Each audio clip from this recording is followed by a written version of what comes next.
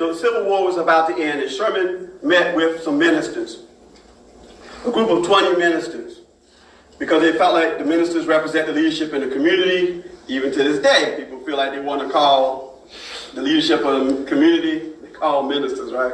Then 45 do that. Mm-hmm. Anyway, so he met with these ministers, and he asked them, he said, okay, slavery's about to end, what is it that you would like? Hey, Bob, Lee, how you doing? All right, come, sneak it in. All right. So we give thanks. So he called the meeting and he asked them, what is it that you would like? Slavery's about to end, what is it that you would like? And they said, we would like some land. We feel like with land, we can take care of ourselves. We know how to grow food. We'll be all right. So then the next question he asked, well, do you want land scattered among the whites, or do you want to be separate? He said, I would like to be separate. We would like to be separate. But then he said, I'm just speaking for myself on this question, which is interesting because they let him speak to answer all the questions as the elder minister. But on that question, he said, I'm speaking for myself, so I don't know how everybody else feels on that. So then they said, well, how does everybody else feel? So they went around the room and asked all of the 19 ministers. And guess what they all said? They all said they wanted to be separate. Except for one. You know, there's always that one in the audience, right? You know, sometimes we call them the sellout, the Uncle Tom, the cool, but I ain't gonna beat them up to bed. There's always that one, right? But the other 19, the other 18, with Frazier, said, we want to be separate. So 40 acres and a mule, as many people don't know, is that it was a specific territory, starting from South Carolina, Charleston, South Carolina, going inland for 30 miles, and coming down the whole coast of Georgia and the Sea Islands off the coast of Georgia, and ending south of south of Jacksonville, north of the St. John River, excuse me. And so that territory would be a separate territory. And he says in the document, which you can actually get the document, the notes from that meeting that he had with the ministers, that document is available, actually, interestingly enough. And Sherman's Field Orders 15 specifically said blacks would be separate. There would only be a military presence of Europeans, but black people would be separate in this territory, which we say would evolve to be our own nation state. So a lot of times when people talk about 40 acres and mule, it's important to understand that it was a separate territory that was allocated. And also it was, again, getting the record straight, it was up to 40 acres. And we had a college student in Atlanta some time ago that actually pulled those deeds from the Georgia archives, and they actually did give the land out. And they gave the land out, but it was different amounts. So people got 26 acres, somebody got 15 acres, it was different amounts. So it was up to 40 acres.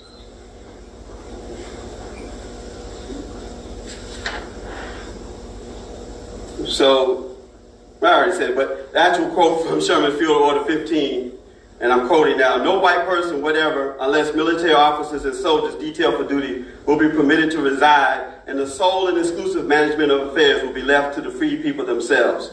That's an excerpt from Sherman's Field Order 15. So coming out of that period, and then you should know that they took that land back, and gave it back to the Europeans, back to the Confederacy, right? So then the next stage was how people said, okay, well, if that didn't work, let's try something else. So the next stage was people said, well, let's go out west. A big chapter in our history that we often don't hear about. It was called the Exodusters movement.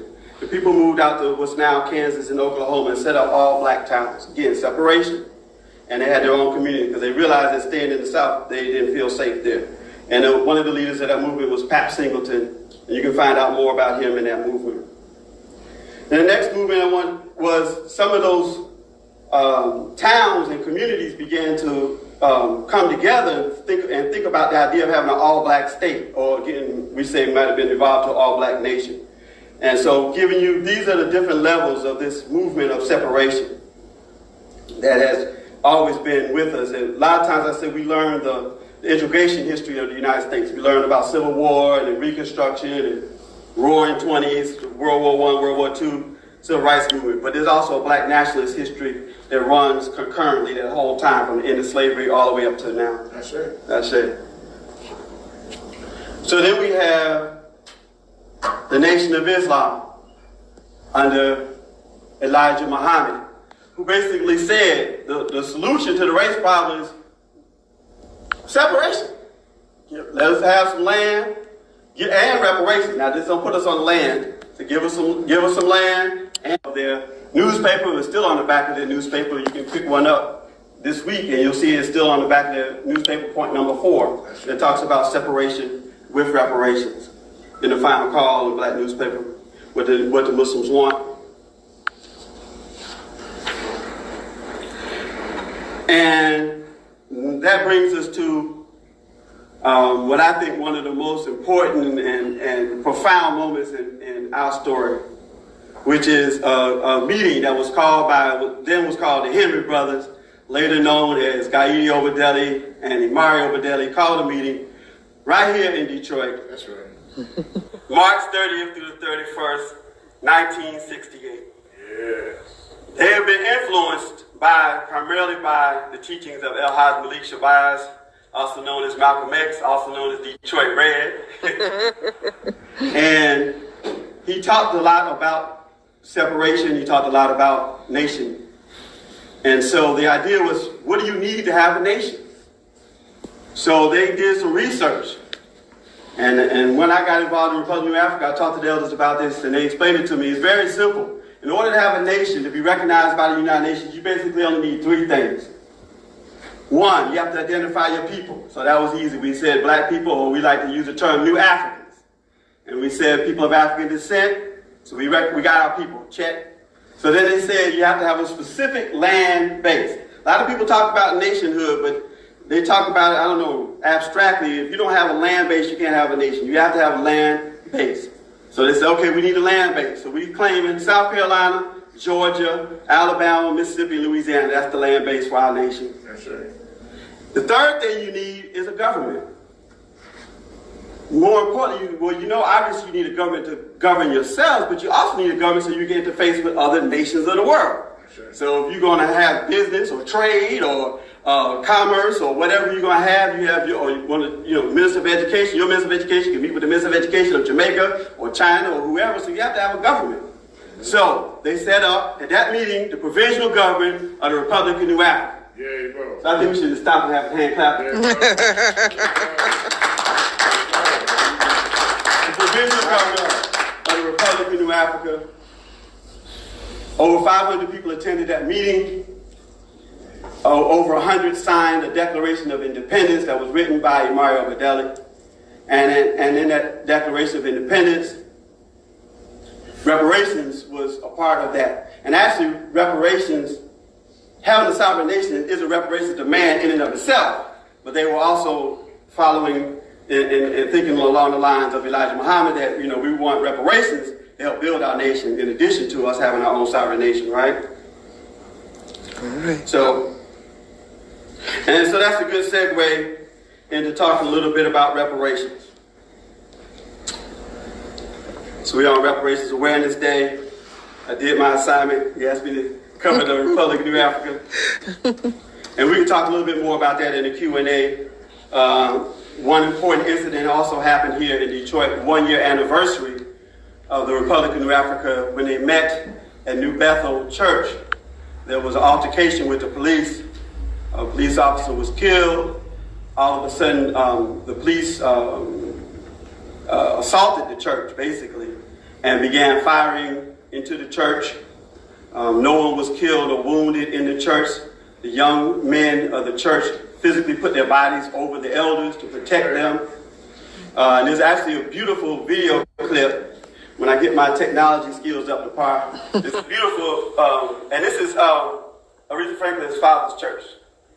And it's a beautiful clip of him walking through the church with the police chief and some other folks from Detroit, saying that, you wouldn't dare shoot into a white church. Look at what you did. This is a holy sanctuary. This is a special place. And he said, well, what do you think they should have done? I don't know what they should have done, but they shouldn't have been shooting in my church.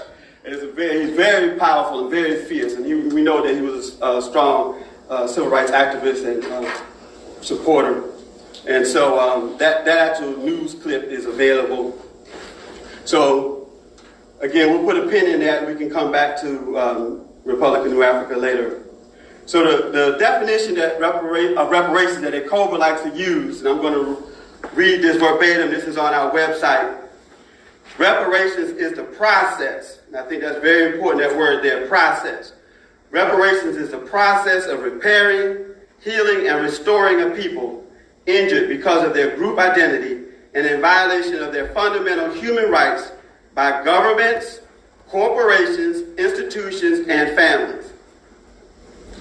So that's our definition of what reparations is.